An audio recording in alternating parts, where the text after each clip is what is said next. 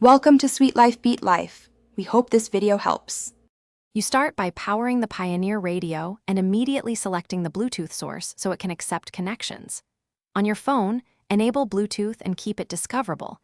This reduces delays and avoids automatic reconnection to other devices. Then press the radio's phone or SRC button to enter pairing mode. You'll usually see a blinking BT icon. Once done, watch both displays for a device name. This first step creates the radio's handshake. It's essential so the phone and radio can find each other. Next, on your phone, tap the Pioneer device name from the available list. Make sure you pick the exact model shown on the radio display to avoid pairing a different unit. If a PIN appears, enter 0000 or 1234 unless your manual lists another code. You must accept the pairing prompt on both devices.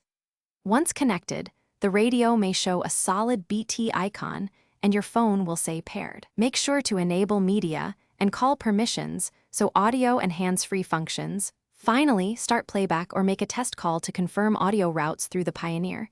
Use the radio's buttons to control tracks and answer calls. If you want automatic future connections, mark the device as trusted or auto-connect on your phone. That ensures hands-free starts without manual pairing. If something breaks, reboot both phone and radio, remove stale pairings from each device, and then retry pairing. This reset often fixes conflicts. If it doesn't, check firmware or consult the manual for model-specific Bluetooth quirks. Thanks for watching.